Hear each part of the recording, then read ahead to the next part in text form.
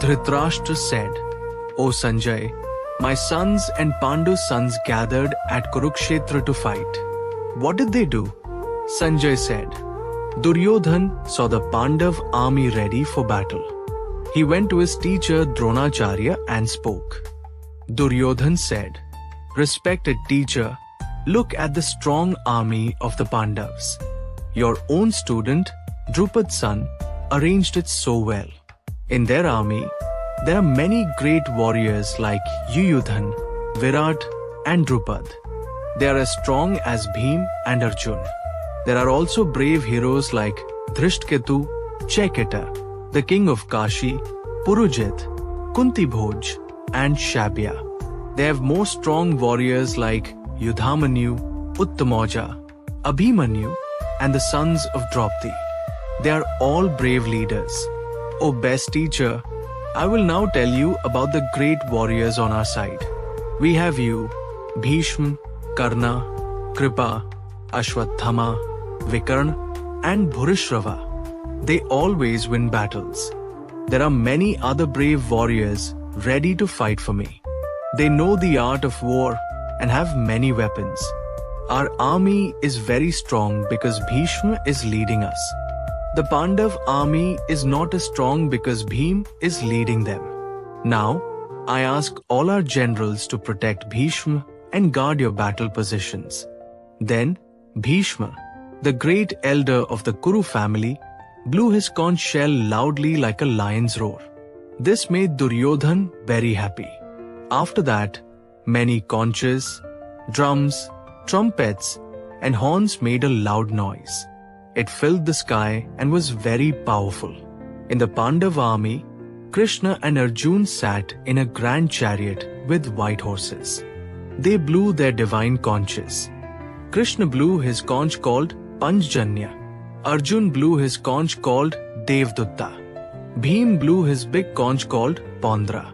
Yudhishthir blew his conch Anantavijay. Nakul and Sahadev blew their conches Sughosh and Manipushpak. Other great warriors like the king of Kashi, Shikhandi, Dhrishtadyumna, Virat, Satyaki, Drupad, the 5 sons of Draupadi, and Abhimanyu also blew their conches. The loud sound shook the sky and earth. It made Dhritarashtra's sons very scared.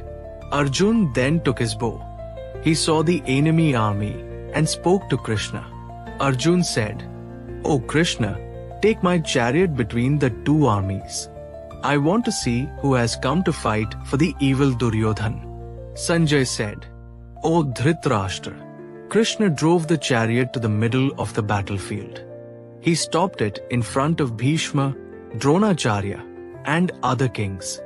Krishna said, "O Arjun, look at all the Kuru warriors gathered here." Arjun saw his family and friends on both sides. He saw his fathers, grandfathers, teachers, uncles, brothers, cousins, sons, nephews, friends, and well-wishers. Seeing them, Arjun felt very sad. He spoke to Krishna with a heavy heart. Arjun said, "O Krishna, seeing my family ready to fight, my body is trembling. My mouth is dry. My whole body is shaking. My hair is standing on end. My bow is slipping from my hand, and my skin is burning. My mind is confused. I cannot stand steady. I see only bad omens. O Krishna, I do not want victory, kingdom, or pleasure. What use is a kingdom when the people I love are dying? My teachers, fathers, sons, grandfathers, uncles, and other family members are here to fight. I do not want to kill them, even if they attack me. Even if I get the 3 worlds after winning, I will not be happy. What joy is there in killing our own people? I know killing them is a sin. How can we be happy after such a crime? They are blinded by greed, but we know this is wrong. Why should we also do this sin? When a family is destroyed, its traditions are lost. Then, people forget what is right and wrong. When this happens, women become unsafe, and unwanted children are born. This leads to a life full of suffering for the family and their ancestors.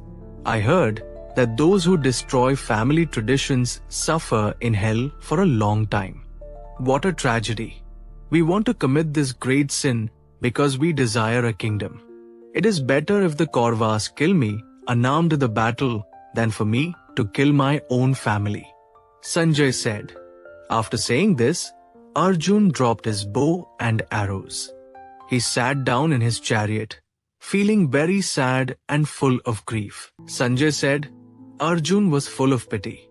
His mind was full of sadness, and tears were in his eyes. Seeing this, Lord Krishna spoke these words. The Supreme Lord said, Arjun, how did this confusion come to you at this important time? This does not suit a brave person. It does not lead to heaven, but to dishonor. O Arjun, do not give in to this weakness. It does not suit you. Give up this small fear in your heart and stand up, O strong warrior. Arjun said, O Krishna, how can I fight against Bhishma and Dronacharya, who are worthy of my respect? How can I shoot arrows at them? It is better to live by begging than to kill these great teachers. If we kill them, the pleasures we get will be stained with their blood. I do not know what is better for us, winning this war or being defeated. Even if we kill them, we will not want to live. They are on the side of the sons of Dhritarashtra and are standing before us in battle. I am confused about my duty. My heart is full of sadness. I am your student and I surrender to you. Please guide me and tell me what is best for me. I do not see any way to remove this sadness. Even if I get a rich kingdom or become as powerful as the gods, I will not be able to remove this pain. Sanjay said. After saying this, Arjun told Krishna, I will not fight, and became silent. O Dhritarashtra. After that, Lord Krishna smiled and spoke these words to the sad Arjun, standing between the two armies. The Supreme Lord said, Arjun, you speak wise words, but you are sad about things that do not deserve sadness. Wise people do not grieve for the living or the dead. There was never a time when I did not exist, nor you, nor all these kings. In the future, we will all continue to exist. Just as the soul moves from childhood to youth to old age, in the same way, at death, the soul takes another body. Wise people do not get confused by this. O Arjun, the feelings of happiness and sadness come from the contact of the senses with sense objects. These feelings are temporary and come and go like summer and winter. You must learn to tolerate them. O Arjun, the person who is steady in happiness and sadness becomes fit for liberation. The unreal has no existence, and the real never stops existing. The wise know the difference between these two. The soul that is present in the body is eternal and cannot be destroyed. No one can kill the soul. Only the body is perishable. The soul inside is indestructible and eternal. Therefore, Arjun, fight. Neither the one who thinks the soul can kill nor the one who thinks the soul can be killed knows the truth. The soul neither kills nor can it be killed. The soul is never born and never dies. It is eternal and does not perish when the body is destroyed. O Arjun, one who knows the soul is eternal and unchanging does not kill anyone or cause anyone to be killed. Just as a person throws away old clothes and wears new ones, the soul leaves the old body and enters a new one. No weapon can cut the soul, no fire can burn it, no water can wet it, and no wind can dry it. The soul cannot be broken or burned. It cannot be made wet or dried. It is eternal and unchanging. The soul is invisible, beyond understanding, and unchanging. Knowing this, you should not grieve for the body. Even if you think the soul is born and dies again and again, still you should not grieve. Death is certain for those who are born, and birth is certain for those who die. So, you should not be sad about this. All living beings are invisible before birth, visible when alive, and invisible again after death. Why then should you be sad? Some see the soul as amazing. Some speak of it as amazing. Some hear about it as amazing. Yet, others do not understand it at all. O Arjun, the soul that lives in the body is immortal. Therefore, you should not mourn for anyone. Besides, as a warrior, you should not hesitate to fight. For a warrior, nothing is better than a righteous war. O Arjun, happy are the warriors who get such a chance to fight for righteousness. This opens the doors to heaven. If you refuse to fight this righteous war, you will fail in your duty and gain dishonor. People will talk about your dishonor forever. For a respected person, dishonor is worse than death.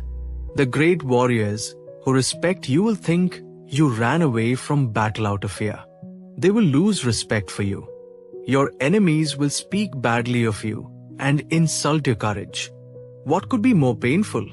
If you fight, you will either die and go to heaven or win and enjoy the kingdom. So, stand up, Arjun, and fight with determination. Fight for duty without worrying about happiness or sadness, loss or gain, victory or defeat. By doing your duty this way, you will not incur sin. So far, I have taught you about the soul and knowledge. Now listen as I teach you the yoga of wisdom. With this wisdom, you can free yourself from the bondage of actions. In this path, there is no loss or failure. Even a little practice can protect you from great fear. O Arjun, those who follow this path have one goal. But the minds of those who are not focused are divided and endless. People with small understanding get attracted to the flowery words of the Vedas. They want to perform rituals for heaven, pleasure, and power. These people, attached to pleasure and wealth, cannot focus their minds on God. The Vedas deal with the material world. Rise above these three modes of nature. Be free from dualities, be steady, and be focused on your true self. Whatever purpose a small water source serves is naturally served by a large lake. Similarly, one who knows the absolute truth fulfills the purpose of all Vedas. You have the right to do your duty, but not to the results. Do not be attached to the fruits of your actions, and do not be inactive.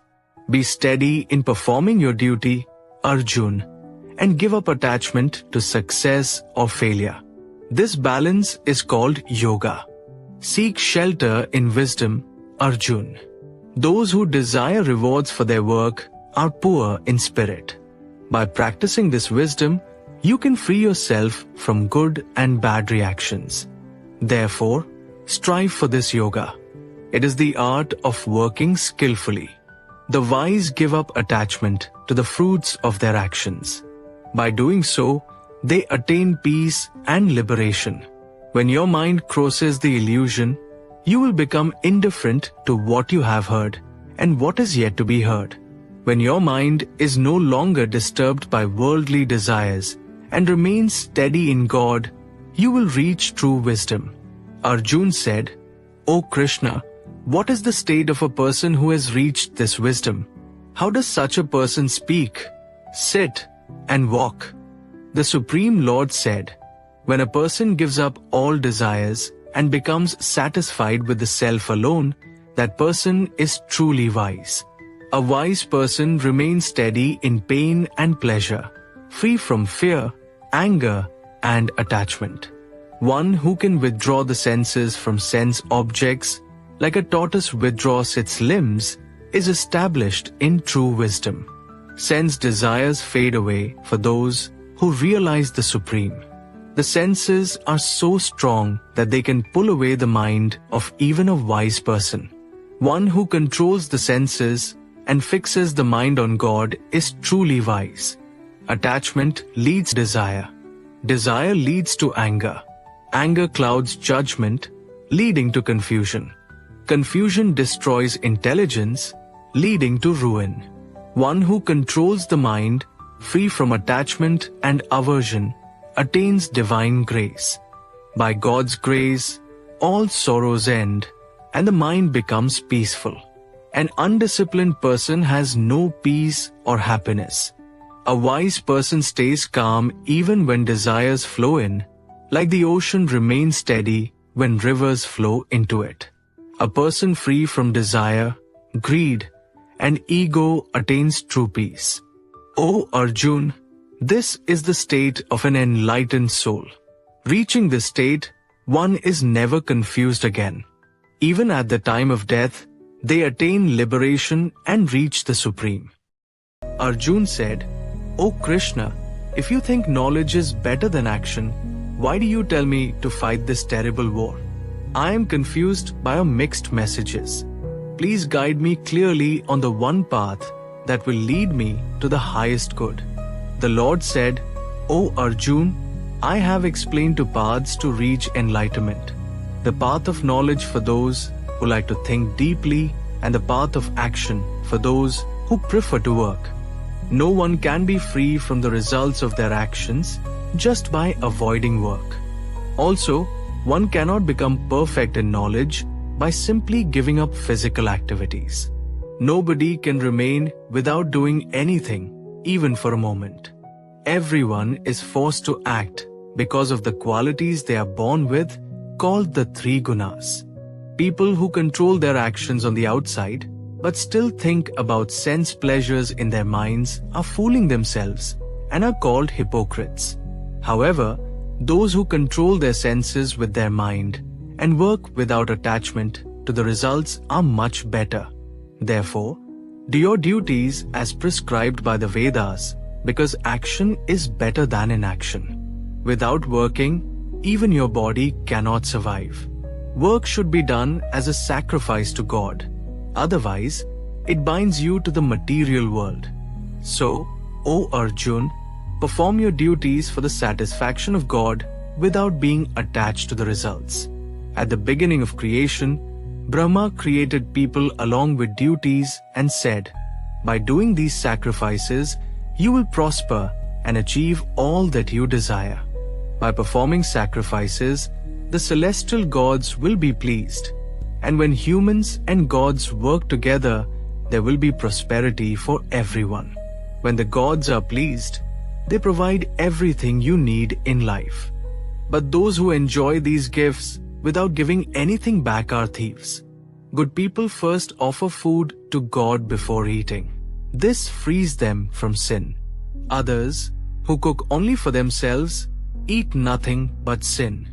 All living beings survive on food. Food grows because of rain. Rain comes from sacrifices. And sacrifices happen through the performance of duties. Human duties are described in the Vedas. And the Vedas come from God Himself. Therefore, God is always present in every act of sacrifice. O Arjun, those who don't accept their role in this cycle of sacrifice live only for their own pleasures and waste their lives. But those who find joy within themselves, who are enlightened and satisfied in their own being, have no duties to perform. Such wise people have nothing to gain or lose by doing or not doing their duties. They do not depend on others for their happiness. Therefore, perform your duties without attachment. By working in this way, you will attain the Supreme. King Janak and other great leaders achieved perfection by performing their duties.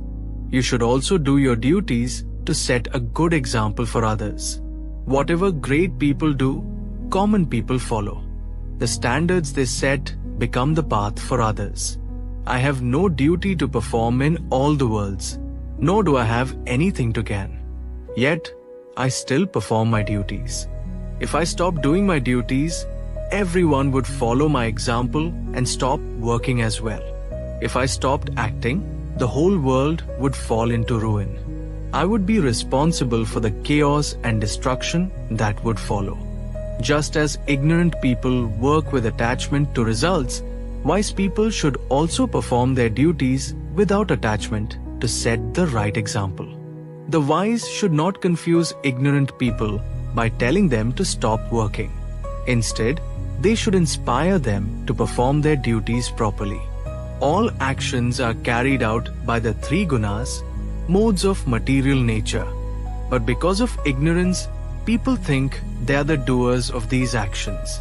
Wise people understand that the soul is different from the gunas and actions. They know that the gunas interact with each other, and they remain detached. Those who don't understand this truth become attached to the results of their actions. The wise should not disturb such people who have little knowledge. Offer all your actions to me. Always think of me as the Supreme, and perform your duties without desire or selfishness.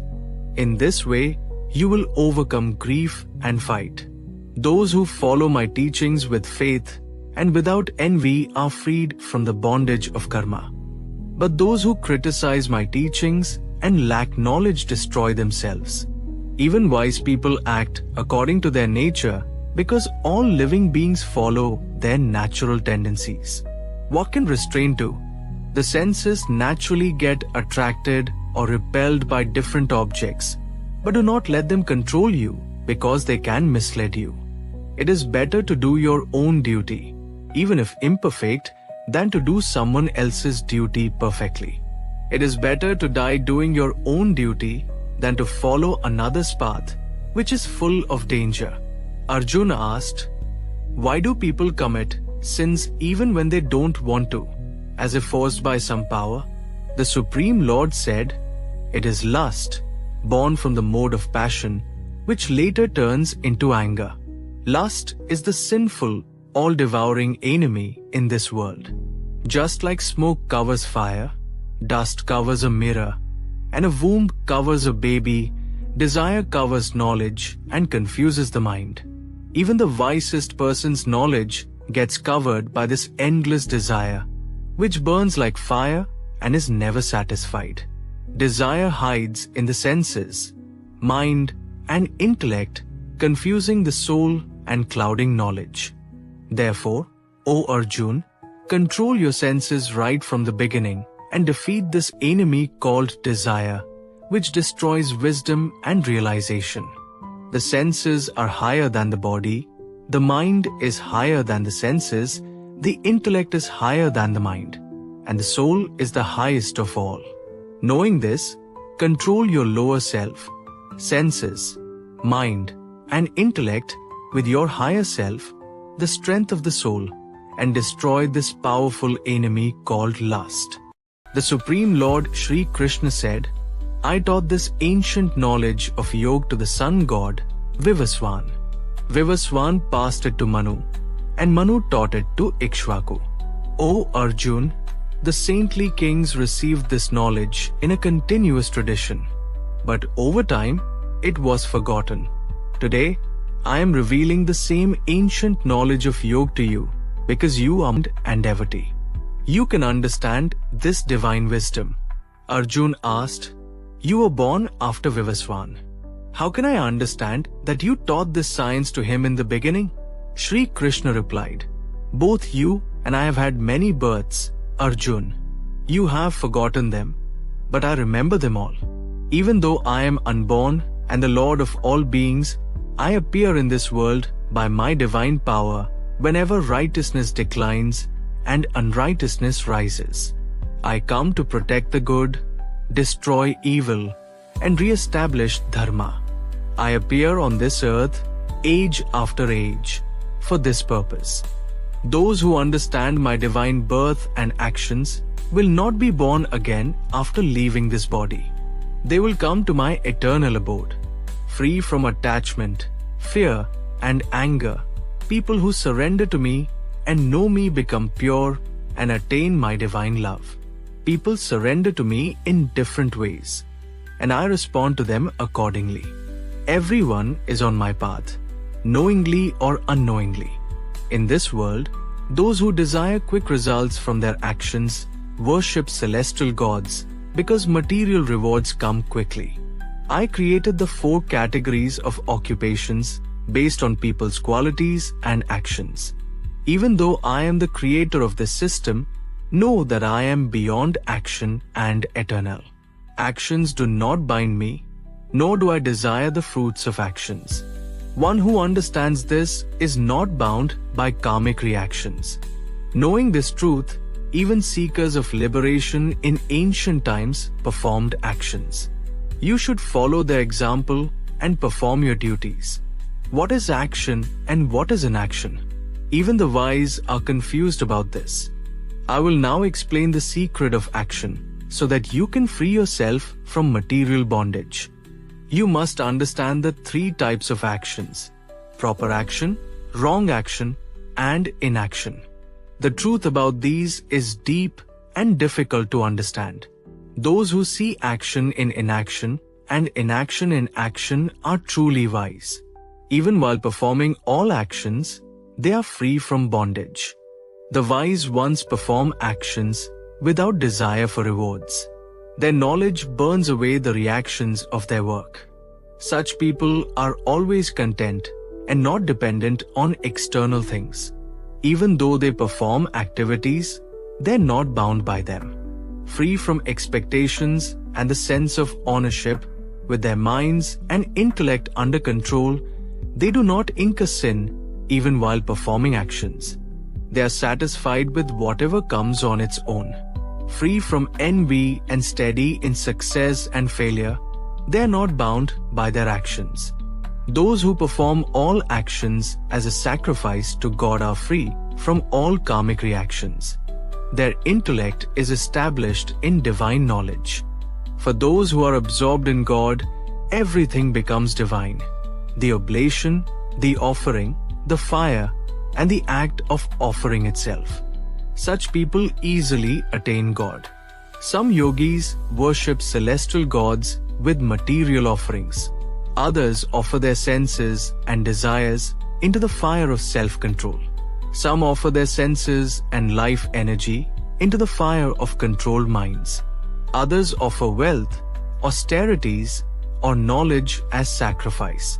Some practice breathing exercises, offering incoming breath into outgoing breath and vice versa to control life energy. All these sacrifices purify the performers. Those who understand the secret of sacrifice and perform it properly are cleansed of their impurities and move towards the ultimate truth. Those who perform no sacrifice find no happiness in this world or the next. All these types of sacrifices are described in the Vedas. Understand that they originate from different kinds of actions, and knowing this cuts the bonds of material attachment. O Arjuna, sacrifice performed with knowledge is superior to material sacrifices. All actions ultimately lead to knowledge. Learn the truth by approaching a wise spiritual teacher. Serve them with respect and ask questions. Such enlightened saints can teach you the truth because they have realized it.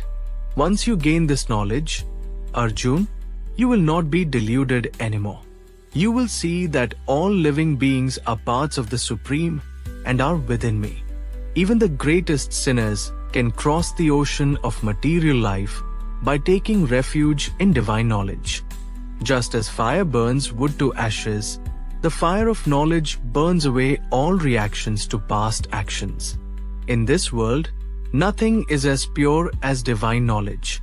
One who attains it through long practice of yoga receives this knowledge in their heart at the right time. Those with deep faith and who control their mind and senses attain divine knowledge. Through this, they quickly reach supreme peace. But those who lack faith, who are doubtful and ignorant, fall down. They find no happiness in this world or the next. O Arjuna, those who have renounced actions in the fire of yoga, whose doubts are cleared by knowledge, and who know the self are not bound by actions. Therefore, with the sword of knowledge, cut away the doubts in your heart. Stand up, Arjuna, and perform your duty with faith and courage. Arjuna asked, O Shri Krishna, you spoke about two paths, Karma Sannyas, giving up actions, and Karma Yoga, working with devotion. Please tell me clearly, which one is better? Shri Krishna replied, both paths lead to the highest goal, but Karma Yoga is better than Karma Sannyas. People who follow Karma Yoga neither desire nor hate anything. They are free from confusion and easily break free from the bonds of the material world. Only those who don't understand properly say that Karma Sannyas, giving up actions, and Karma Yoga, working with devotion, are different. Wise people know that following either path gives the same result. The supreme state reached by Karma Sannyas can also be reached through Karma Yoga. Those who see both as equal have true understanding. It is hard to give up all actions without first practicing Karma Yoga. But a person skilled in Karma Yoga quickly reaches the supreme. The Karma Yogis, who have pure minds and control their senses, see God in every living being. Even while doing various tasks, they remain free from attachment. Those who are steady in Karma Yoga believe, I am not the doer. Whether they see, hear, touch, smell, move, sleep, breathe, speak, excrete, or open and close their eyes, they know that only the senses interact with the outside world. People who dedicate their actions to God and give up attachment are untouched by sin, just as a lotus leaf is untouched by water. Yogis perform actions with their body, senses, mind, and intellect only for self-purification, giving up all attachment. By offering the results of their actions to God, Karma Yogis attain eternal peace. But those who act with selfish desires become attached and bound by their actions. Self-controlled and detached people live happily in their bodies, which are like cities with 9 gates, the 9 openings of the body. They do not think they are the doers or the cause of anything. God does not create the sense of doership, actions, or their results. Everything happens due to the nature of the material world. The all-pervading God does not take responsibility for anyone's good or bad actions. People are confused because their knowledge is covered by ignorance. But when ignorance is destroyed by divine knowledge, the supreme truth is revealed, like the sun lighting up the world. Those who focus their minds on God, stay devoted, and see Him as their highest goal quickly reach a state of no return, as their sins are washed away by knowledge. The truly wise see everyone equally, whether it is a Brahmin, a cow, an elephant, a dog, or a dog-eater. People who maintain this equal vision overcome the cycle of birth and death. They become pure and reach the absolute truth.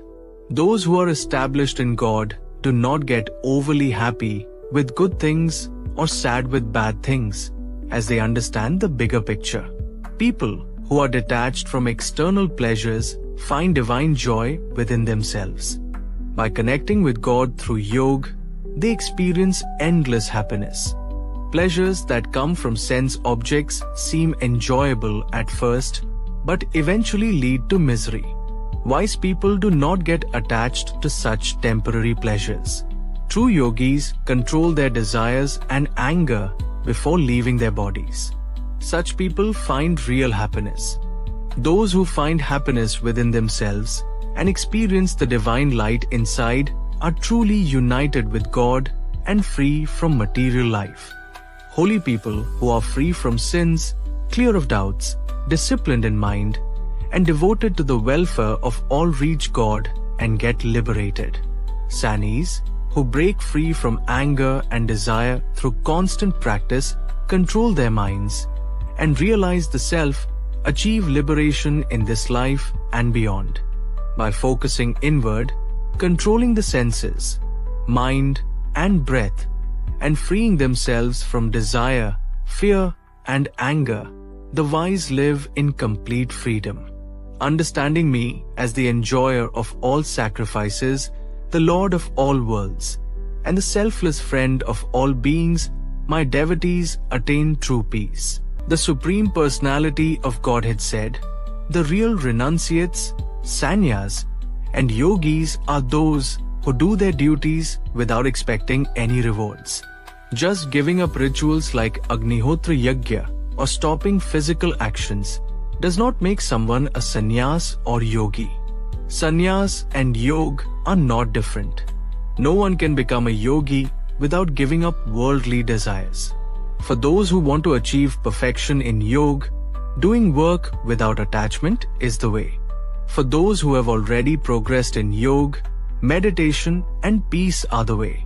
A person who is not attached to sense pleasures or actions and has given up desires for rewards is considered advanced in yoga.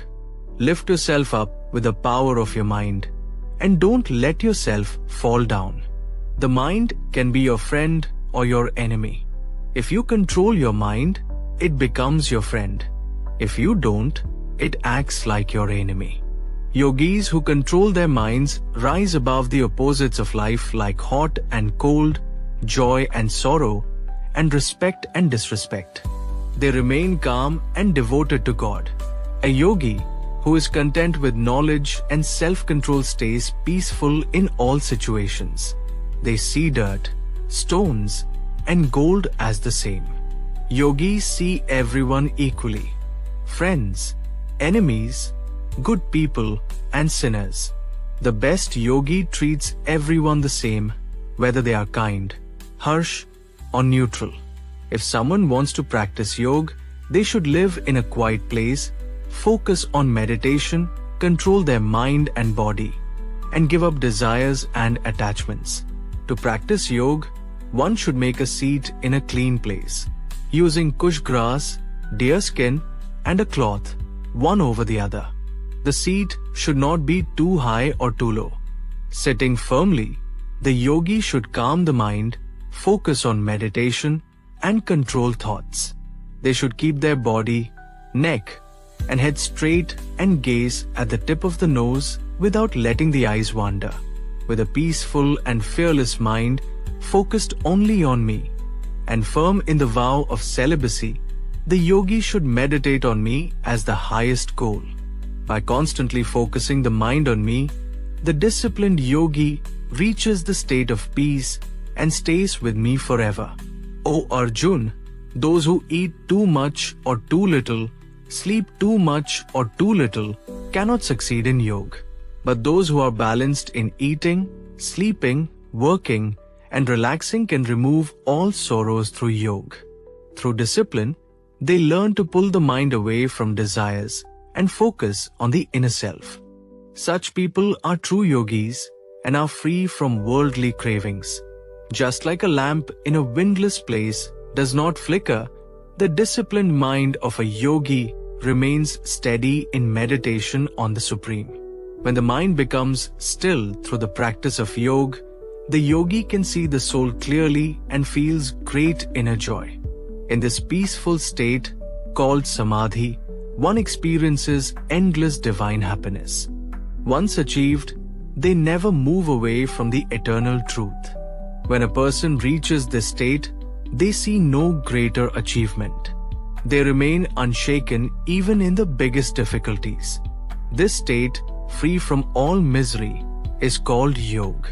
One should practice this with determination and never lose hope. By giving up all desires and controlling the senses, one slowly fixes the mind on God and thinks of nothing else. Whenever the restless mind wanders, the yogi brings it back and focuses it on God.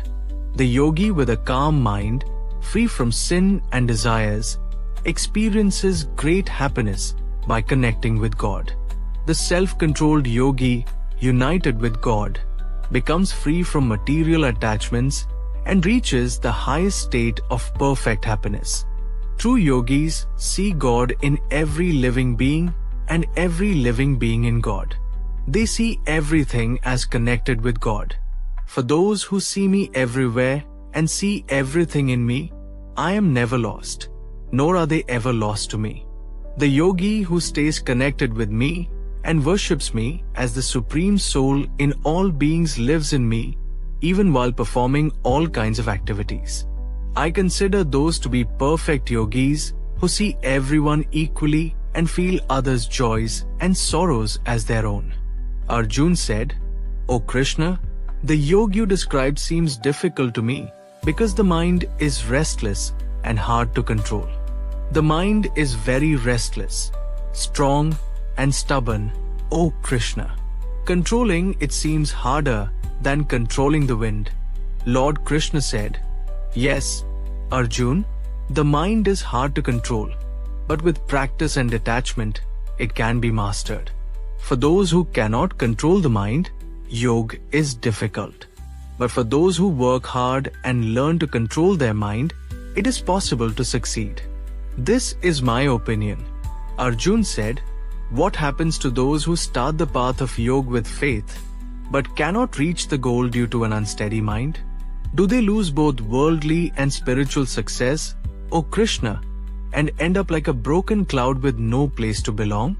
O Krishna, please clear this doubt of mine completely, as only you can do so." The Supreme Lord said, "O Arjuna, one who starts on the spiritual path never gets destroyed either in this life or the next. A person seeking God is never lost. After death, unsuccessful yogis go to the homes of the virtuous and live there for ages. Then they are born again into pure and prosperous families. If they had practiced yoga for a long time, they are born into families with divine wisdom.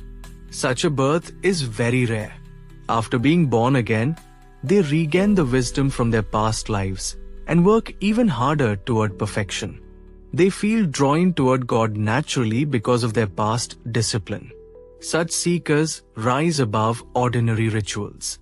With the accumulated merits of many past lives, when these yogis strive sincerely, they become free from material desires and achieve perfection in this life itself. A yogi is greater than an ascetic, a scholar, and a ritualistic performer. Therefore, Arjuna, become a yogi.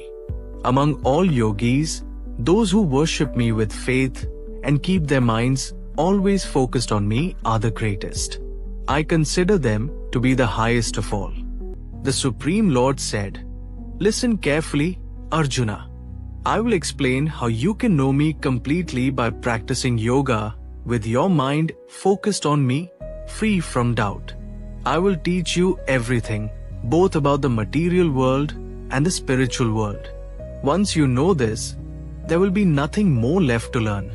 Among thousands of people, only a few try to reach perfection.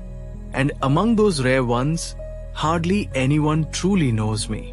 The material world is made up of 8 elements: earth, water, fire, air, space, mind, intelligence, and false ego. These are my lower energies. But beyond these, Arjuna, there is another higher energy, the living beings. They use these material elements to live and survive. Everything in this world comes from these 2 energies, the material and the spiritual. Understand that I am the source of both creation and destruction. Arjuna, there is nothing higher than me. Everything rests upon me, like pearls strung on a thread. I am the taste of water, the light of the sun and moon, and the sound in space. I am the sacred syllable Om in the Vedic chants and the strength in humans. I am the fragrance of the earth and the heat in fire. I am the life in all living beings and the penance of those who seek spiritual growth. Know that I am the original seed of all existence, the intelligence of the wise, and the power of the strong. I am the strength that is free from selfish desires and attachment. I am the pure desire that aligns with righteousness, Arjuna. All beings act under 3 modes of nature: goodness, passion, and ignorance. These modes come from me, but I am beyond them. They do not control me. The entire world is confused by these three modes and does not recognize me, the eternal and supreme Lord, who is beyond them. My divine energy, made of these three modes, is hard to overcome. But those who surrender to me can easily cross beyond it. People who are foolish, the lowest among men, those whose knowledge is taken away by illusion, and those who have a demonic nature do not surrender to me. But Arjuna, 4 types of good people surrender to me: those who are in distress, those who want wealth, those who are curious, and those who seek true knowledge. Among them, the wise one who worships me with full devotion is the best. I am very dear to them, and they are dear to me. All these devotees are noble, but the one who understands me truly is very special. Such a soul is very rare and reaches me, the highest goal. After many births, a wise person realizes that I am the source of everything and surrenders to me. Such a great soul is hard to find. People driven by material desires worship different gods, following their own beliefs and rituals. But it is I who make their faith strong. When they worship these gods with faith, they get what they desire. But actually, all these blessings come from me alone. Foolish people worship other gods for temporary benefits. But my devotees come directly to my supreme abode, which is eternal. Some think that I was formless before and have now taken this form. They do not understand my true nature, which is eternal and supreme. I do not reveal myself to everyone. I am hidden by my spiritual energy, so the foolish do not know that I am unborn and eternal. Arjuna, I know everything about the past, present, and future. I know all living beings, but no one truly knows me. All living beings are born into confusion because of the dualities of desire and hate. But those who have lived righteously and purified themselves from sin become free from this illusion. With firm determination, they devote themselves to me. Wise people who seek liberation from old age and death take shelter in me. They understand my divine nature and perform spiritual actions. Those who fully understand me as the Supreme Lord who rules over the material world, the gods, and all forms of sacrifice can remember me even at the time of death, and they surely reach my eternal abode. Arjuna asked, O my Lord, O Supreme Person, what is Brahman? What is the Self? What are actions and results? What is this material world? And who are the demigods? Please explain this to me. Who is the Lord of sacrifice? And how does he live in the body, O Krishna? And how can those who love and serve you know you at the time of death? The Supreme Lord said, the soul, which can never be destroyed, is called Brahman. The soul's eternal nature is called the Self. The actions that lead to the growth of material bodies are called karma, or fruit of activities. O Arjuna, the physical world, which always changes, is called material nature. The universal form of the Lord, which includes all the demigods like the sun and the moon, is called Adhideva. And I, the Supreme Lord, living in the heart of every being, am called the Lord of Sacrifice. Whoever remembers me at the time of death will surely come to me. There is no doubt about this. Whatever one thinks of at the moment of death, that is what they will reach in their next life, O Arjuna. Therefore, always think of me as Krishna while doing your duties. If you dedicate your actions to me and fix your mind and intelligence on me, you will surely come to me. The one who constantly thinks of me as the Supreme Lord and never gets distracted will surely reach me, O Arjuna. One should think of the Supreme Person as the one who knows everything, who is the oldest, who controls everything, who is smaller than the smallest, who maintains everything, who is beyond our understanding, and who is always a person. He shines like the sun and is beyond this material world. A person who, at the time of death, focuses their energy between their eyebrows and, with the power of yoga, thinks only of the Supreme Lord with full devotion will surely reach Him. Those who understand the Vedas, chant Om, and live a life of self-control aim to reach Brahman. I will now explain the process by which one can attain liberation. The yoga process is about disconnecting from all material pleasures.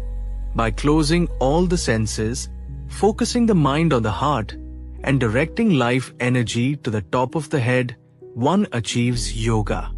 A person who practices yoga and chants the sacred sound Om while remembering me at the time of death will surely reach the spiritual world. O Arjuna, for one who always remembers me without distraction, I am easy to attain because of their constant devotion. After reaching me, great souls never return to this temporary world full of suffering. They attain the highest perfection. All planets in the material world, from the highest to the lowest, are places of repeated birth and death. But one who reaches my abode never takes birth again. A day of Brahma, the Creator, lasts for 1,000 ages, and his night is just as long. When Brahma's day begins, all living beings come into existence. When his night comes, they are absorbed back into an unmanifest state. Again and again, when Brahma's day comes, all beings are created. When his night falls, they are helplessly destroyed. But beyond this material world, there is another eternal, unmanifest world. It never gets destroyed, even when everything else ends. This unmanifest world is the supreme destination. Once reached, no one ever returns. That is my supreme abode. The Supreme Lord is greater than everything. He can only be reached through pure devotion. Though he lives in his eternal abode, he is everywhere, and everything exists within him. O Arjuna, I will now explain the different times when a soul leaves the body and either comes back or does not.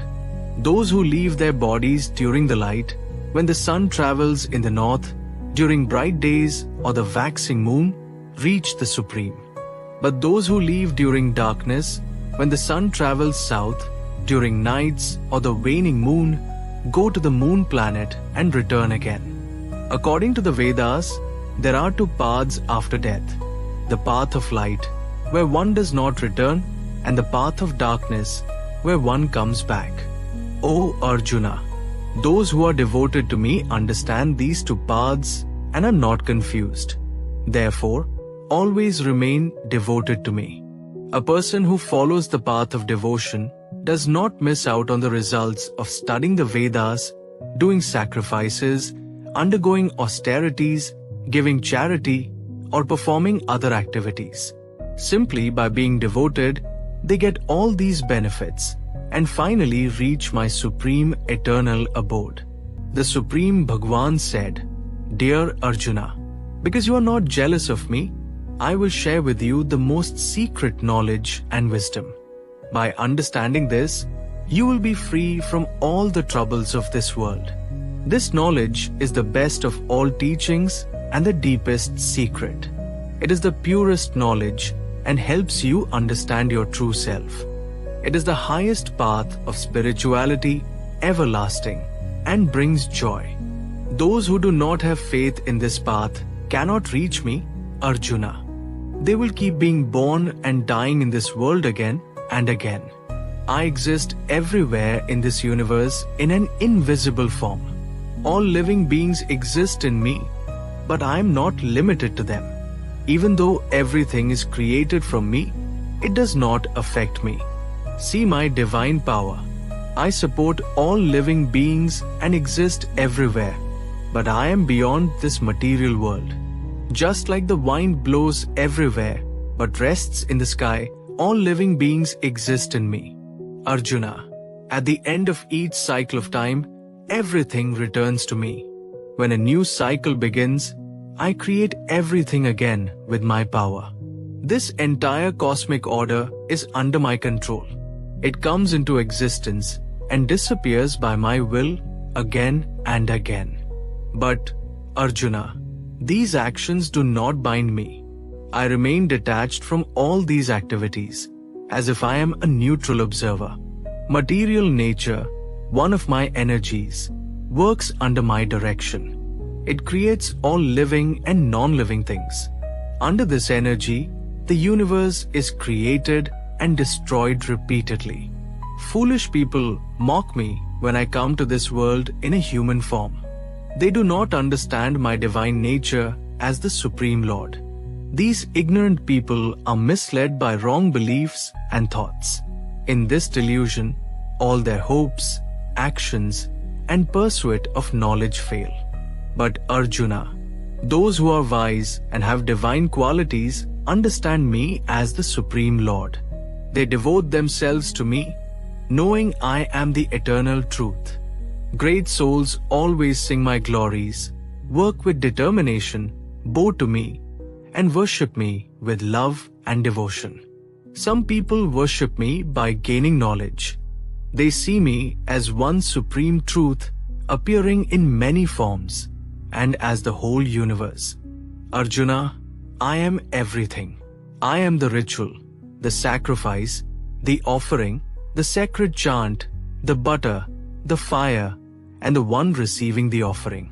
I am the father, mother, supporter, and grandfather of this universe. I am the goal, the purifier, the sacred syllable Om, and the knowledge in the Vedas. I am the creator and the destroyer. I am the foundation of everything, the shelter, and the dearest friend. I am the beginning, the end, and the eternal seed of life. I give heat, and I send and stop the rain. I am immortality and death. Everything, spiritual and material, exists within me. Those who study the Vedas and drink Soma juice, seeking heavenly pleasures, indirectly worship me. They enjoy heavenly delights, but must return to this mortal world when their good deeds end. However, those who worship me with love and focus only on me, I personally take care of their needs and protect what they have. Even those who worship other gods are, in fact, worshipping me, but in the wrong way. I am the only one who enjoys all sacrifices.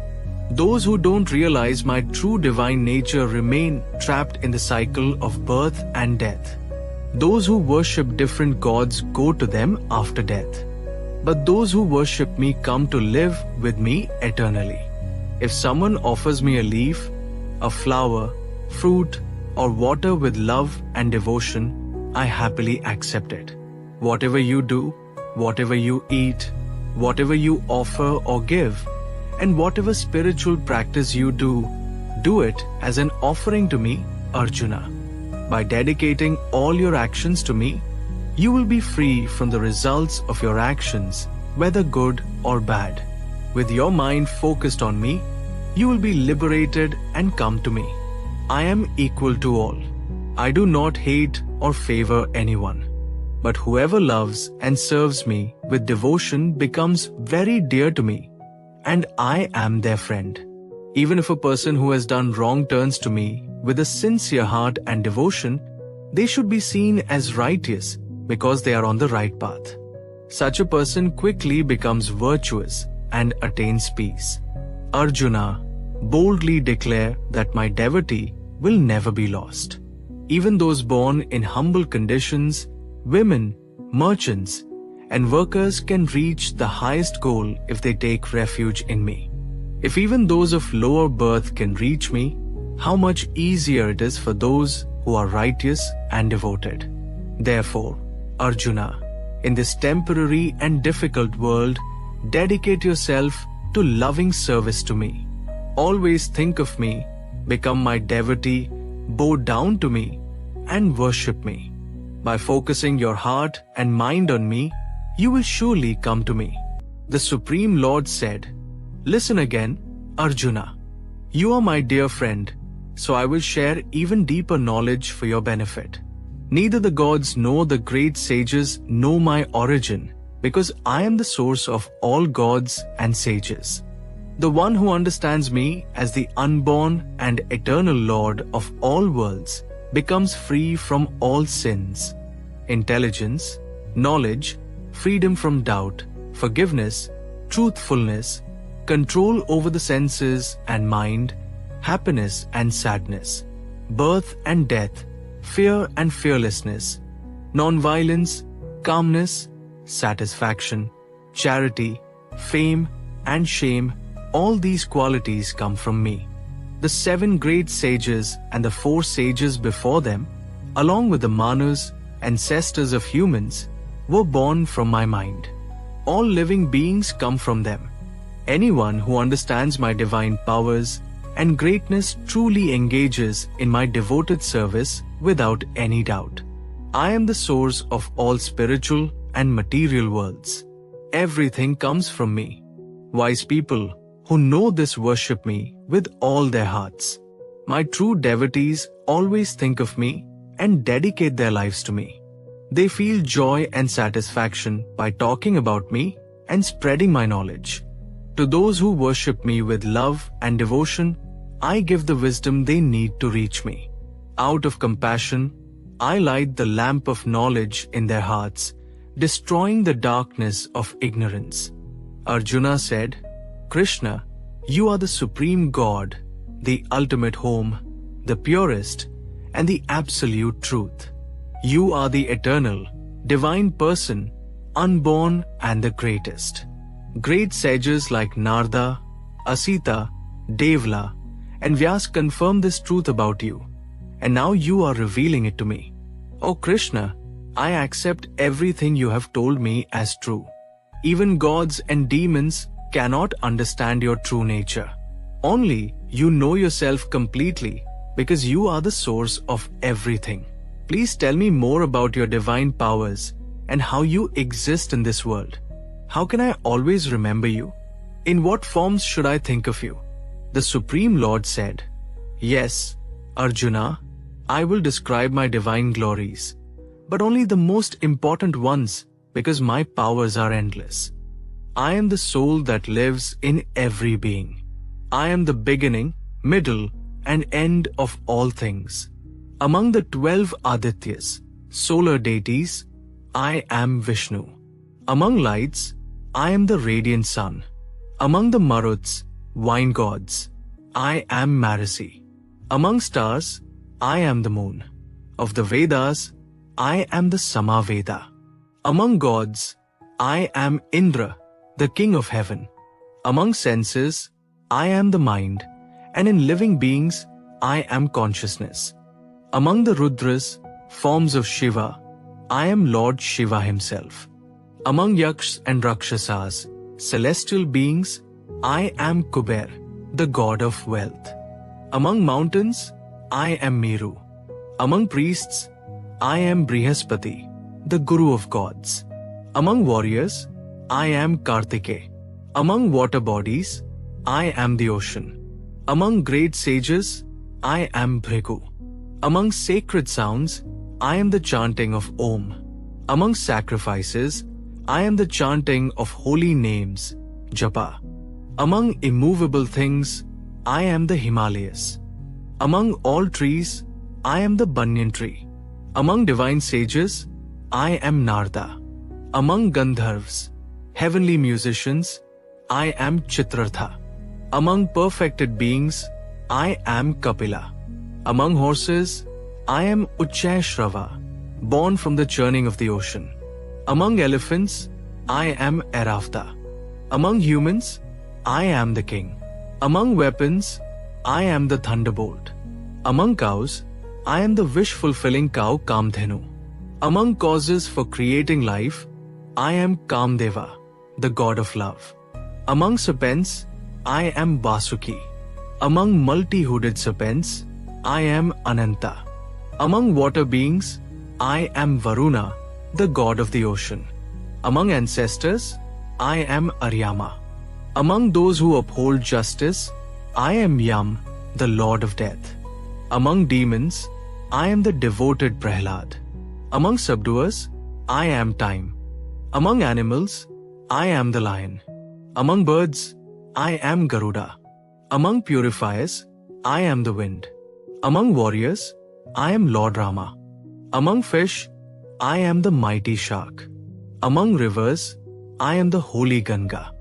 I am the beginning, middle, and end of all creation. Among sciences, I am the spiritual knowledge of the self.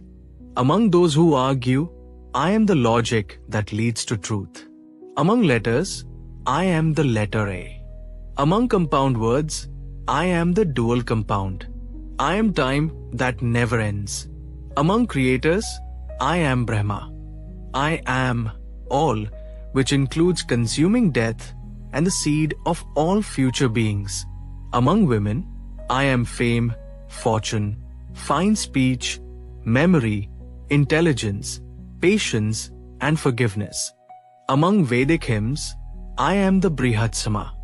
Among poems, I am the Gayatri Mantra. Among months, I am Margshirsha, November to December. Among seasons, I am the spring. I am the gambling of cheats. I am the splendor of the splendid. I am victory, adventure, and the power of the strong. Among the Vrishni clan, I am Vasudev, Krishna. Among the Pandavas, I am Arjuna. Among sages, I am Vyas. Among great thinkers, I am Ushana. Among punishments, I am justice. Among seekers of victory, I am morality. Among secrets, I am silence. Among the wise, I am wisdom. I am the seed from which all living beings are born. There is no being, moving or non-moving, that exists without me. Arjuna, there is no end to my divine glories. What I have described is just a small glimpse of my infinite power. Anything beautiful, powerful, or glorious in this world comes from just a spark of my splendor. But Arjuna, what is the need to know all this? Just understand that with a tiny part of myself, I support this entire universe. Arjuna said, by listening to the teachings you have kindly given me about these deep spiritual truths, my confusion is now gone. O Krishna, with beautiful eyes like a lotus, I have learned from you about the birth and death of all beings and understood your endless greatness. O greatest of all beings, even though I see you here in front of me, just as you described yourself, I wish to see your vast cosmic form. Please show me that form. If you think I am worthy of seeing your universal form, O Lord of all mystic power, then kindly reveal it to me. The Supreme Lord said, Dear Arjuna, son of Pritha, look at my divine forms. There are hundreds and thousands of them, in different colors and shapes. O best of the Bharats, see here the many forms of the sun gods, fire gods, twin healers, and other celestial beings. Behold the wonders no one has seen before. Arjuna, whatever you wish to see, you can witness it all in my body. The entire universe, moving and unmoving, is contained here in one place. But you cannot see me with your human eyes. So, I give you divine eyes to witness my mystical glory. Sanjay said, O king, after saying this, the Supreme Lord revealed his universal form to Arjuna. Arjuna saw in that universal form countless mouths and eyes, endless wonders, and divine ornaments. It held many shining weapons and were heavenly garlands and clothes, glowing with divine fragrance. It was brilliant, limitless, and all-expanding. If thousands of suns rose together in the sky, their brightness might resemble the radiance of that divine form. In that form, Arjuna saw the entire universe in one place, yet divided into many parts. Amazed and filled with wonder, Arjuna's hair stood on end. He bowed his head, folded his hands, and prayed to the Supreme Lord. Arjuna said, O Lord Krishna, I see in your body all the gods and living beings. I see Brahma sitting on a lotus flower, Lord Shiva, and all the sages and divine serpents.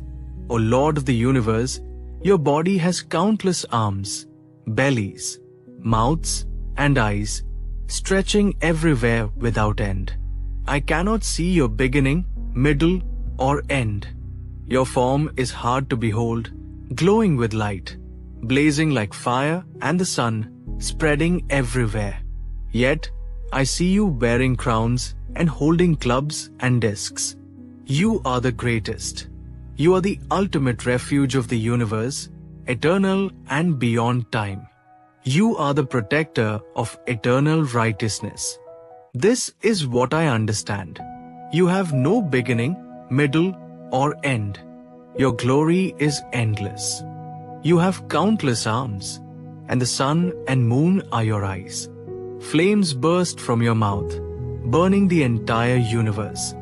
Though you are one, you spread across the sky, planets, and space. O Great One, seeing your wondrous and terrifying form, all the worlds are troubled. All the gods surrender before you, entering into you. Some are terrified and fold their hands in prayer, while great sages and perfected beings sing hymns, seeking peace. I see Lord Shiva, the sun gods, fire gods, wine gods, twin healers, ancestors, celestial musicians, spirits, demons, and other divine beings, all gazing at you in awe. O mighty Lord, seeing your immense form with many faces, eyes, arms, thighs, legs, and bellies, and your frightening teeth, the worlds are shaken, and so am I.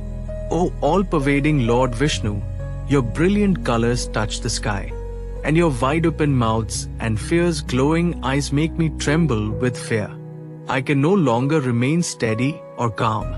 O Lord of Lords, protector of the worlds, be merciful to me. I cannot bear the sight of your fiery faces and terrifying teeth. I am confused and frightened. All the sons of Dhritarashtra, along with their allied kings, Bhishma, Drona, Karna, and our chief soldiers, are rushing into your dreadful mouths. Some are trapped with heads crushed between your teeth. As rivers flow swiftly into the ocean, so do all these great warriors rush into your blazing mouths. I see all people hurrying into your mouths, like moths rushing into a blazing fire to meet their end. O Vishnu, you are swallowing all these people from all sides with your fiery mouths. Your brilliant light covers the entire universe with scorching rays. O Lord of Lords, so fierce in form, please tell me who you are. I bow before you. Have mercy on me. You are the original Lord. I wish to know you, for I do not understand your purpose. The Supreme Lord said, I am time, the great destroyer of the worlds, and I have come to end all beings. Except for you, the Pandavas, everyone here in this battle will be destroyed. Therefore, arise and fight. Conquer your enemies and enjoy a glorious kingdom.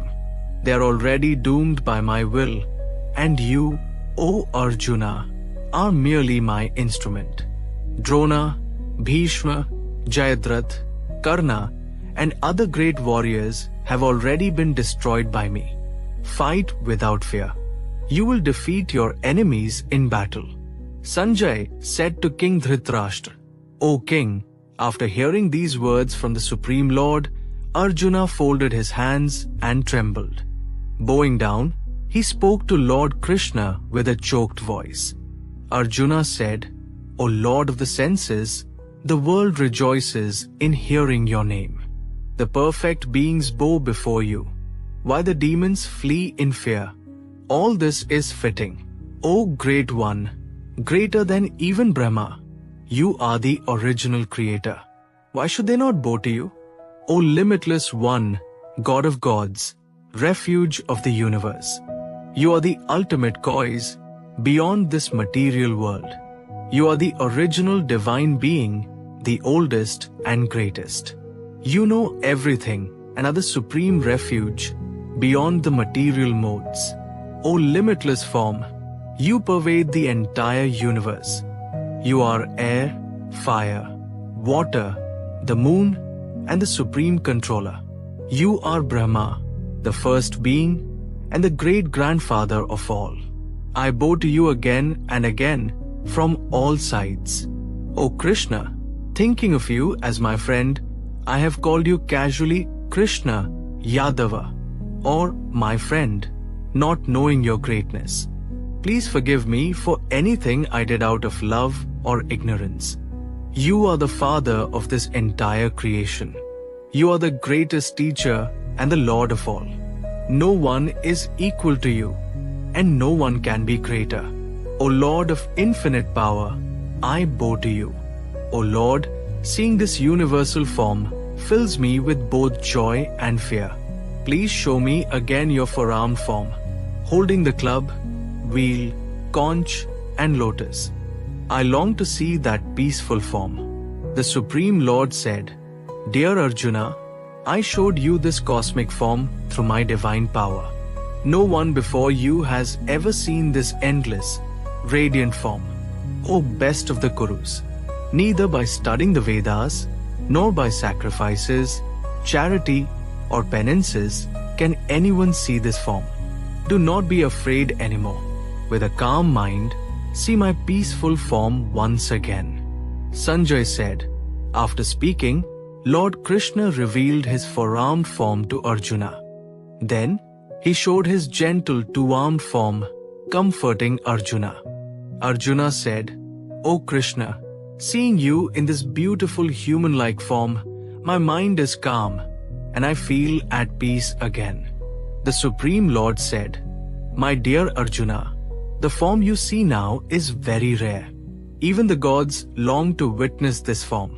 One cannot understand me by studying scriptures, performing sacrifices, charity, or severe penance. Only through pure devotion can one truly know me and enter into my mysteries. Whoever works for me sees me as the ultimate goal and is friendly to every living being without selfishness or pride surely reaches me. Arjuna asked, Who is better, the people who always worship you with love and devotion, or those who worship the impersonal Brahman, which cannot be seen? Sri Krishna replied, Those who fix their minds on my personal form and worship me with deep faith are the most perfect, according to me. But those who worship the unmanifested, something that is beyond the senses, all-pervading, unchanging, and invisible, by controlling their senses and treating everyone equally, also reach me in the end. However, the path of worshipping the unmanifested is very hard. It is difficult for people with physical bodies to follow this path. But those who worship me, offering all their actions to me and staying devoted to me without distraction, always thinking about me, I quickly help them cross the ocean of life and death. Just focus your mind on me, the Supreme God, and use all your intelligence to serve me. Then you will always live in me without any doubt. Dear Arjuna, if you cannot keep your mind focused on me all the time, then follow the rules of Bhakti Yoga, the path of devotion, to develop the desire to reach me. If you cannot follow Bhakti Yoga, then work for me. By working for me, you will also reach the perfect stage. If you are unable to work directly for me, then give up attachment to the results of your work. Offer all the results to God and try to stay balanced. If you cannot even do that, then try to gain knowledge. But better than knowledge is meditation. And better than meditation is giving up the results of your actions. By letting go, you will find peace of mind. The person who is not jealous, who is kind to everyone, who does not feel proud or selfish, who stays calm in both happiness and sadness, who is patient, always satisfied, and controls his mind, such a devotee is very dear to me. The person who does not trouble others and is not disturbed by anyone, who stays calm in happiness, sadness, fear, and anxiety, is very dear to me. The devotee who is independent, pure-hearted, skillful, free from worries, and does not desire rewards is very dear to me. One who neither celebrates nor gets upset, who neither desires nor hates, and who gives up both good and bad outcomes is very dear to me. The one who treats friends and enemies equally, who stays balanced in honor and dishonor, heat and cold, happiness and sorrow, fame and insult, who avoids bad company, who remains calm, who is content with whatever he has, who has no attachment to a particular place, who is wise and devoted to God, such a person is very dear to me. Those who follow this eternal path of devotion, worshipping me with full faith and making me their highest goal, are very, very dear to me. Arjuna said, "Dear Krishna, I want to understand nature, Prakriti, the enjoyer, Purusha, the body and the one who knows the body, as well as knowledge and the object of knowledge." Krishna replied, "Arjuna, this body is called the field, and the one who knows about the body is called the knower of the field. I am also the knower in every body. Understanding the body and the knower is what I call true knowledge. Now, I will briefly explain what this field is, how it changes, where it comes from, who the knower is, and what influences it. This knowledge has been described by many wise sages in the Vedas, especially in the Vedanta Sutra, where cause and effect are explained in detail. The field includes 5 great elements: earth, water, fire, air, and space, false ego, intelligence, the unmanifested, 10 senses, the mind, 5 sense objects, desire, hatred, happiness, distress, the body, life symptoms, and beliefs. All these make up the body and its experiences. True knowledge includes qualities like humility, non-violence, tolerance, simplicity, approaching a spiritual teacher, cleanliness, steadiness, self-control, detachment from sense pleasures, realization of the temporary nature of birth, death, old age, and disease, and disinterest in worldly attachments. It also means being calm in good and bad situations, having constant devotion to me, enjoying solitude, avoiding the crowd, valuing self-realization, and seeking the truth. Anything outside of this is ignorance.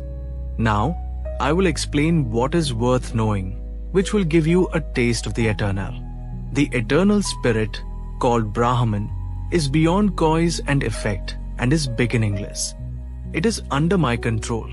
The Supreme Soul, Paramatma, has hands, legs, eyes, heads, faces, and ears everywhere, and he exists everywhere, pervading everything. Although the Supreme Soul is the source of all senses, he himself is beyond the senses. He is detached but maintains all beings. He is beyond the modes of nature, yet he is the master of nature. The Supreme Truth exists both inside and outside all beings, moving and non-moving. Because he is very subtle, material senses cannot see or understand him. Even though he seems far away, he is very close. Though the Supreme Soul appears to be divided among all beings, he is actually one. He maintains every living being, yet he also consumes and creates everything. He is the source of light in all luminous objects, and he is beyond darkness. He is unmanifested, and he is true knowledge, the object of knowledge, and the goal of knowledge. He lives in everyone's heart. In this way, I have explained the body, knowledge, and what is worth knowing. Only my true devotees understand this fully and reach my divine nature. Material nature and living beings have no beginning. The changes in qualities of matter, come from material nature. Material nature creates causes and effects, while the living being experiences pleasure and pain in this world.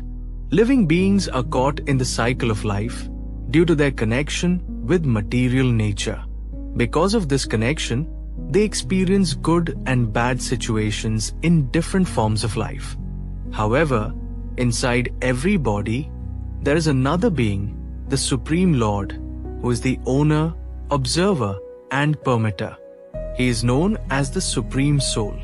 Anyone who understands the difference between material nature, the soul, and the modes of nature will be liberated and not be born again. Some people realize the Supreme Soul through meditation. Others understand him by gaining knowledge, while some discover him through selfless actions. There are also those who hear about the Supreme Person from others and develop faith. Even without full knowledge, they too can go beyond the cycle of birth and death. Arjuna, know that everything you see, both moving and non-moving, is a combination of the field and the knower of the field, soul. One who sees that the Supreme Soul lives in every being equally and understands that neither the soul nor the Supreme Soul is ever destroyed when the body dies has true vision. Such a person does not degrade himself and moves towards the highest spiritual goal.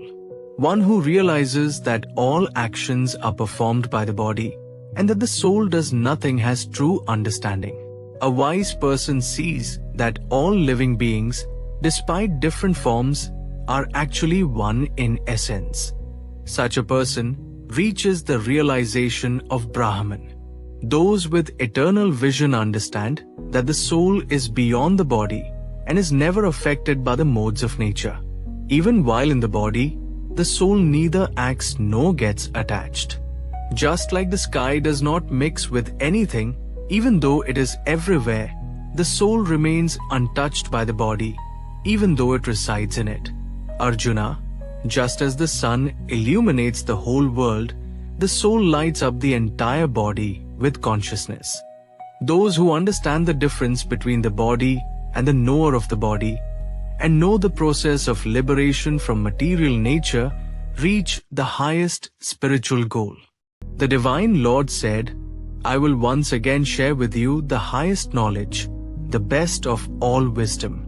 By knowing this, many wise sages have reached the highest perfection. When you understand this knowledge, you become like me in nature. Once you reach this state, you are not born again when the world is created, nor are you disturbed when it is destroyed. The total material energy, called Brahman, is the source of all creation. I place the seed of life into this Brahman, making the birth of all living beings possible, O Arjuna. You should know that all species of life are born from this material nature, and I am the seed-giving Father who gives life to all, O Arjuna. Material nature has three qualities: goodness, passion, and ignorance. When a living being comes into contact with these qualities, O Arjuna, they become influenced by them. O sinless one, the quality of goodness is pure and bright. It frees one from bad actions and brings knowledge and happiness. But those in this mode become attached to that happiness and knowledge. The quality of passion comes from endless desires and cravings, O Arjuna. This binds the living being to actions done for personal gain. O Arjuna, the quality of ignorance is born from lack of knowledge. It confuses living beings and leads to laziness, sleep, and carelessness. The quality of goodness ties one to happiness, passion binds one to action, and ignorance traps one in confusion and darkness. Sometimes goodness becomes stronger, defeating passion and ignorance. At other times, passion becomes stronger, and sometimes ignorance takes over. In this way, these qualities keep fighting to take control.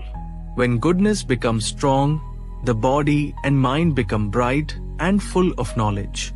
O Arjuna, When passion increases, you will see greed, constant activity, restlessness, and uncontrollable desires.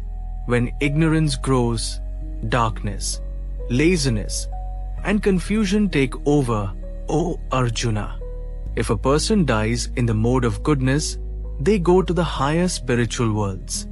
If they die in the mode of passion, they are reborn among those who are always working for material gain. If they die in ignorance, they are born in lower life forms like animals. Good actions bring pure results and are linked to goodness. Actions done out of desire bring suffering and are linked to passion. Actions done in ignorance lead to darkness and confusion. From goodness comes true knowledge. From passion comes greed. From ignorance comes foolishness, laziness, and illusion. Those in goodness rise to higher worlds. Those in passion remain on earth. Those in ignorance fall into lower realms. When one realizes that everything happens due to these three qualities of nature and understands that the Supreme Lord is beyond them, they reach the spiritual nature.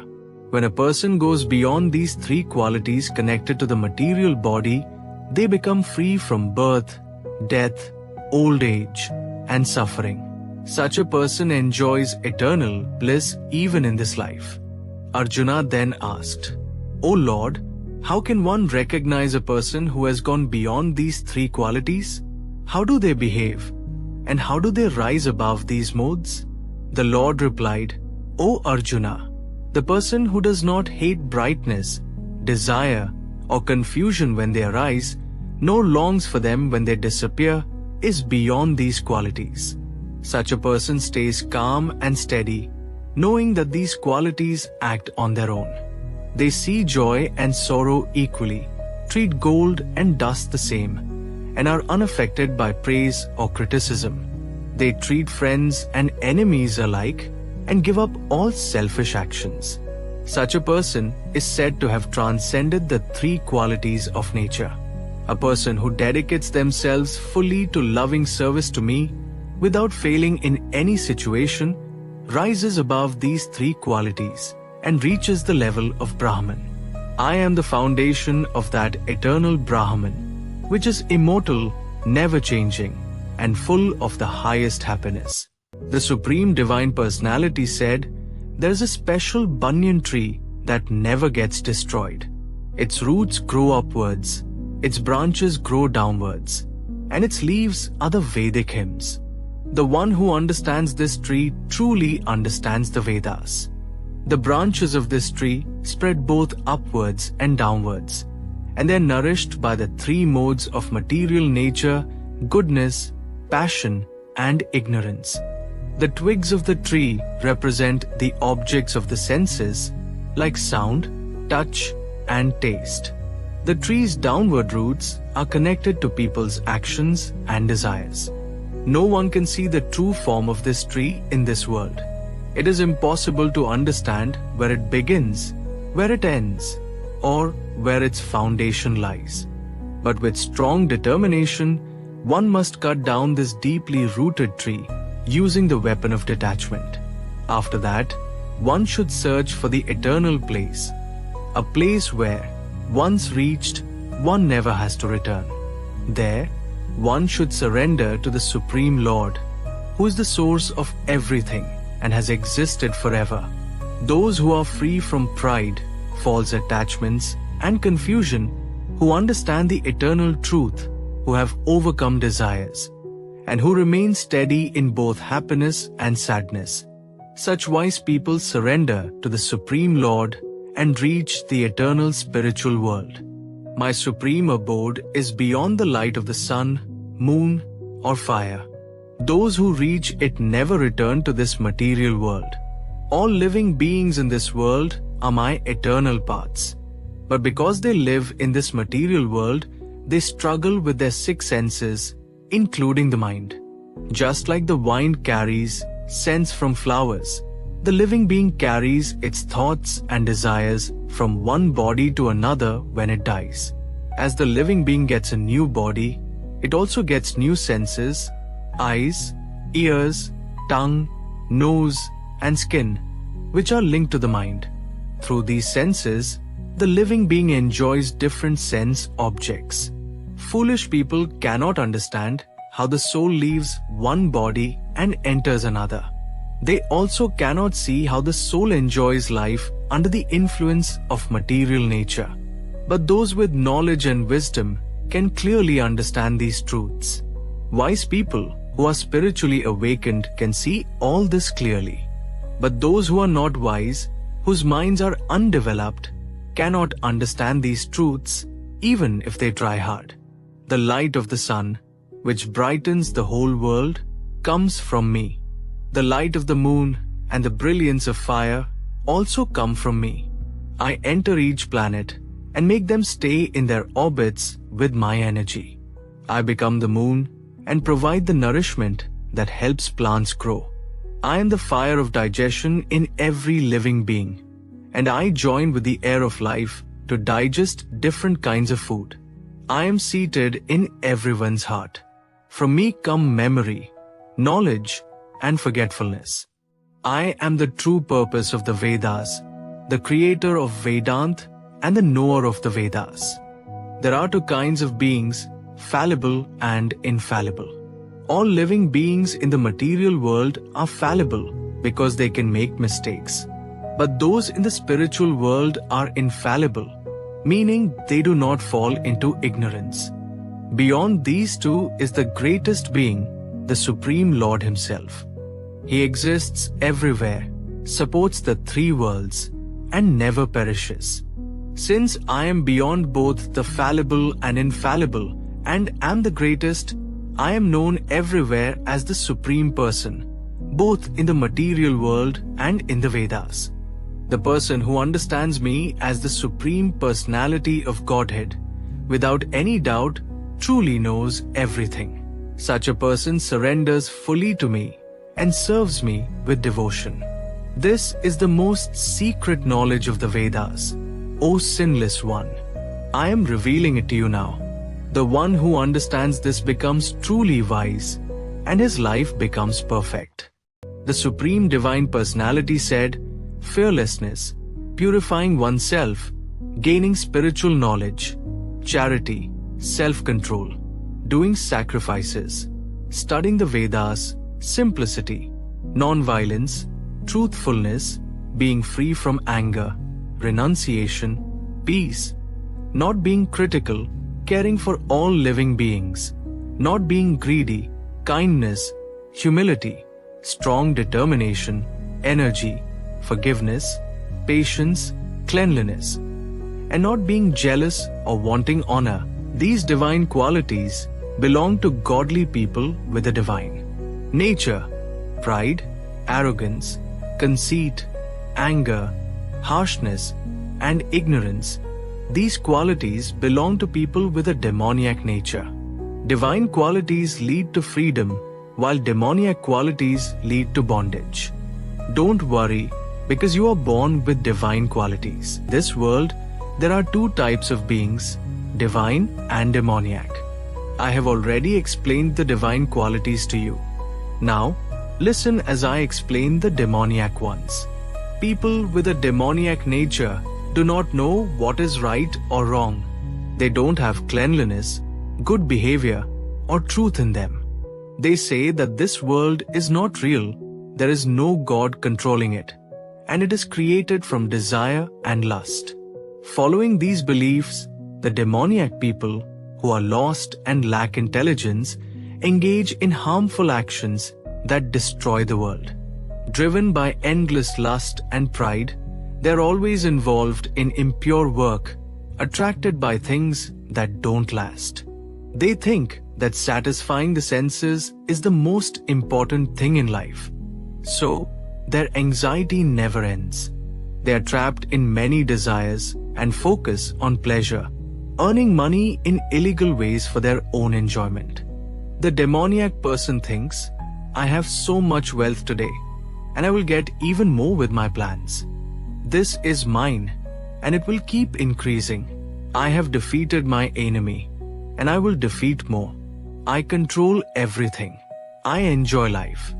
I am perfect, powerful, and happy. I am the richest and surrounded by important people. No one is as powerful and happy as I am. I will do sacrifices and give some charity to enjoy life. In this way, they are tricked by ignorance. Confused by their many worries and trapped in illusions, they become deeply attached to sensory pleasures and fall into hell. Proud and always rude, they are fooled by their wealth and false prestige.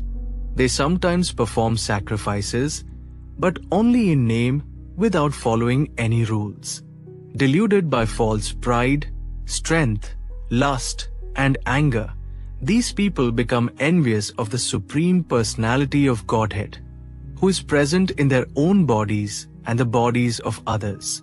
They criticize true religion. Those who are envious and malicious, the lowest among people, I cast into the ocean of material life, where they are born into different demoniac forms. Being born repeatedly in demoniac forms, such people can never come near me. Slowly, they fall to the lowest kind of existence. There are 3 gates that lead to hell: lust, anger, and greed. Every wise person should give these up because they cause harm to the soul. The person who escapes these 3 gates of hell, O son of Kunt, performs actions that lead to self-realization and eventually reaches the supreme goal. The person who ignores the scriptures and acts based on their own desires does not achieve perfection, happiness, or the supreme goal. Therefore, one should understand what is right and what is wrong by the guidance of the scriptures. By knowing these rules, one should act in a way that leads to spiritual progress. Arjuna asked, "O Krishna, what happens to those who don't follow the teachings of the scriptures but worship according to their own ideas? Do they have qualities of goodness, passion, or ignorance?" The Supreme Personality of God said, "Depending on the nature of the soul, faith can be of 3 types: goodness, passion, or ignorance. Now listen carefully about these. O son of Bharat, a person's faith is shaped by the different qualities of nature they have. People are said to have a certain kind of faith based on the qualities they have developed. People in the mode of goodness worship the demigods. Those in the mode of passion worship demons. And those in the mode of ignorance worship ghosts and spirits. People who do severe penance and self-torture that is not recommended in the scriptures out of pride, ego, and attachment, and who harm the body and the soul are called demons. The food each person likes also falls into 3 categories based on the 3 modes of nature. The same applies to sacrifices, penance, and charity. Now, listen to the differences between them. Foods loved by people in the mode of goodness increase life, purify the body, and bring health, happiness, and satisfaction. These foods are juicy, fatty, wholesome, and pleasing to the heart. Foods that are too bitter, too sour, salty, hot, spicy, dry, and burning are liked by people in the mode of passion. These foods cause discomfort, pain, and illness. Food that is old, tasteless, decomposed, and left over is liked by people in the mode of ignorance. A sacrifice done according to the scriptures without expecting anything in return is considered to be in the mode of goodness. A sacrifice done for material gain or out of pride is in the mode of passion. A sacrifice done without following the scriptures, without offering spiritual food, without chanting Vedic hymns, and without faith is in the mode of ignorance. Body austerity is worshipping the Supreme Lord, the Brahmins, the spiritual teacher, and elders like parents, as well as being clean, simple, celibate, and non-violent. Austerity of speech is speaking words that are truthful, pleasant, helpful, and not harmful to others. It also involves regularly reciting Vedic texts.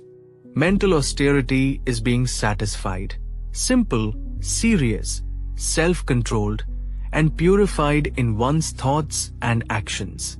When austerities are done with true faith, not for material gain, but to please the Supreme, they are considered austerities in the mode of goodness.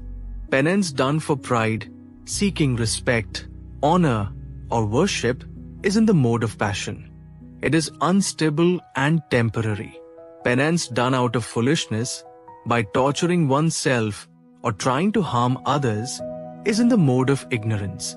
Charity given without expecting anything in return, at the right time and place, and to deserving people, is charity in the mode of goodness. Charity done expecting something in return, or for selfish reasons, is charity in the mode of passion. Charity done in an impure place, at the wrong time, to unworthy people, or without respect, is charity in the mode of ignorance. Since the beginning of creation, the three words Om Tat Sat have been used to represent the supreme truth. These words are used by Brahmins while chanting Vedic hymns and during sacrifices to satisfy the Supreme. Therefore, those who perform sacrifice, charity, and penance according to the scriptures always begin with the word Om to reach the Supreme. Without expecting results, one should perform sacrifice, penance, and charity with the word Tat. The goal of these activities is to become free from material bonds. The absolute truth is the aim of devotional sacrifice, and it is shown by the word Sat.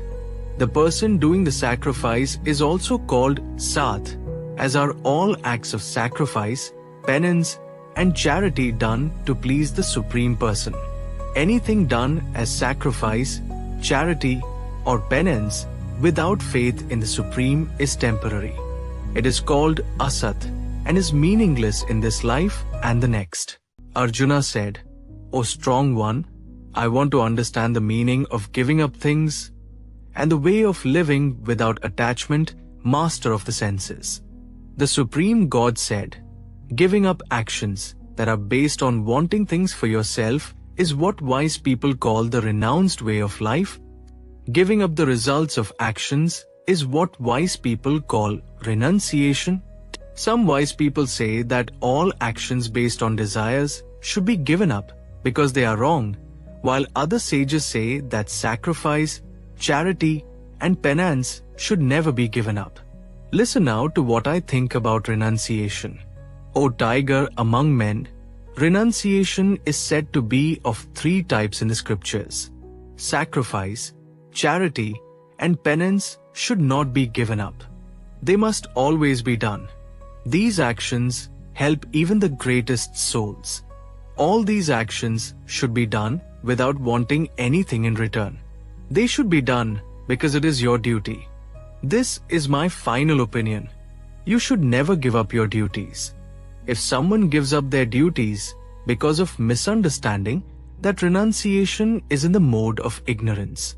Anyone who gives up duties because they think it is too hard or because they are afraid of physical discomfort is renouncing in the mode of passion. This kind of renunciation does not lead to spiritual growth.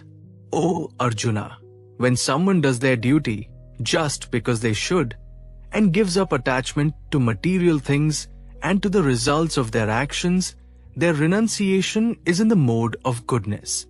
A person with renunciation in the mode of goodness does not hate bad work or love good work. They do not doubt what needs to be done. It is impossible for a body to give up all activities. But the person who gives up the results of their actions is the one who has truly renounced. For someone who has not renounced, the three types of results, good, bad, and mixed, will come after death. But those who live in the renounced order of life will not face such results. O mighty armed Arjuna, there are 5 causes for every action. Now, learn about these from me. The body, the person acting, the senses, different types of efforts, and the supersoul. These are the 5 factors of action. Whatever good or bad action a person performs through their body, mind, or speech, it happens because of these 5 factors. So, anyone who thinks they are the only one doing something without considering these 5 factors is not very wise and cannot see things as they are. Someone who is not controlled by their false ego, whose mind is not confused, even if they kill someone in this world, they do not kill. They are not bound by their actions. Knowledge, the object of knowledge, and the knower are the 3 factors that cause action. The senses, the work, and the doer are the 3 parts of an action. Now, I will tell you about the 3 types of knowledge, action, and the person performing the action based on the 3 modes of nature. The knowledge that sees one unchanging spiritual nature in all beings, even though they have different forms, is in the mode of goodness. The knowledge that sees each body as a different type of living being is in the mode of passion. The knowledge that is attached to just one type of work without understanding the truth is in the mode of ignorance. An action done with rules, without attachment, without love or hate, and without expecting results is in the mode of goodness. But an action done with great effort to fulfill desires and from false ego is in the mode of passion. An action done out of illusion, without concern for the rules, and without thinking about the future is in the mode of ignorance. The person who works with determination, without attachment to the results, without false ego, and with self-control, is in the mode of goodness. The person who is attached to work and its rewards, greedy, envious, and affected by joy and sorrow is in the mode of passion. The person who works against the rules is materialistic, lazy, always upset, and procrastinates is in the mode of ignorance. O Arjuna, now listen to me about the different types of understanding and determination according to the 3 modes of material nature. O son of Path, understanding that knows what is to be done and what is not, what should be feared and what should not, and what binds us and what frees us, is in the mode of goodness. O son of Path, understanding that cannot tell the difference between right and wrong, between good actions and bad actions, is in the mode of passion. Understanding that confuses right with wrong and leads one to work in the wrong way is in the mode of ignorance. O son of Path, determination that is strong and that is kept steady by practicing yoga and controls the mind is in the mode of goodness. Determination that is focused on the results of actions like religion, money, and pleasures is in the mode of passion, O Arjuna. Determination that is confused, full of fear, sadness, and illusion is in the mode of darkness. Listen now about the 3 types of happiness that come to the soul and sometimes bring an end to all distress. Happiness that starts like poison but ends like nectar and leads to self-realization is happiness in the mode of goodness. Happiness that comes from sense pleasures, which seems sweet at first but becomes painful later, is in the mode of passion. Happiness that is ignorant and delusional from laziness, sleep, and illusion is in the mode of ignorance. There is no being in this world, or even among the demigods, who is free from the 3 modes of material nature. Brahmans, Kshatriyas, Vaishyas, and Shudras are distinguished by their qualities based on the modes of material nature. Peace, self-control, purity, tolerance, honesty, knowledge, and wisdom are the natural qualities of Brahmans. Courage, power, leadership, and bravery in battle are the qualities of Kshatriyas. Farming, protecting cows, and business are the natural work for Vaishyas, and service to others is the work for Shudras. By doing your work according to your nature, you can become perfect. Now, hear from me how to do this. By worshipping the Lord, the source of everything, a person can achieve perfection by doing their own work. It is better to do your own work imperfectly than to do someone else's work perfectly. Work done according to your nature is never affected by bad reactions. Every work has some faults, just like fire has smoke. So, do not give up work based on your nature, even if it has faults. A person who is self-controlled, detached, and free from material enjoyment can reach the highest level of freedom through renunciation. Learn from me how a person can reach the highest state of knowledge, the stage of Brahman, through the right actions. By purifying their mind, controlling their senses, and giving up attachments, the person who lives alone, eats little, and is always peaceful is truly self-realized. A person who is in this state realizes the Supreme Brahman and becomes joyful. They are free from desires and treat everyone equally. In this state, they reach pure devotion to me. You can understand me as the Supreme God only through devotional service. When you are fully aware of me in this way, you can enter my kingdom. Even if engaged in many activities, my pure devotee will reach the eternal and imperishable realm by my grace. In everything, depend on me and work under my protection. Be fully aware of me in your actions. If you stay conscious of me, you will overcome all obstacles by my grace. If you do not act with this awareness, you will be lost. If you do not follow my guidance and do not fight, then you will be wrongly directed. You will act based on your nature anyway. You are now refusing to act according to my guidance because of illusion. But you will still act according to your nature. The Supreme Lord is in everyone's heart and guides all living beings. They are like puppets controlled by the material energy. O Arjuna, surrender completely to him. By his grace, you will find peace and the eternal abode. I have now explained to you secret knowledge. Think carefully about it and then do what you choose. Because you are my dear friend, I have given you the most confidential knowledge. Listen to this as it is for your benefit. Always think of me, become my devotee, worship me, and offer your respect to me. By doing this, you will definitely come to me. I promise this because you are my dear friend. Pardha, give up all kinds of religion and surrender only to me. I will free you from all sins. Do not be afraid. This secret knowledge should not be shared with those who are not disciplined, devoted, or who are envious of me. The one who shares this knowledge with devotees will be guaranteed pure devotion and will eventually come to me. There is no one more dear to me than the one who shares this knowledge. And I declare that anyone who studies this sacred conversation worships me through their intelligence. Anyone who listens with faith and without envy will be free from sins and go to the higher worlds where good people go. O son of Pardha, O conqueror of wealth, have you heard this with full attention? Are your doubts and ignorance now gone?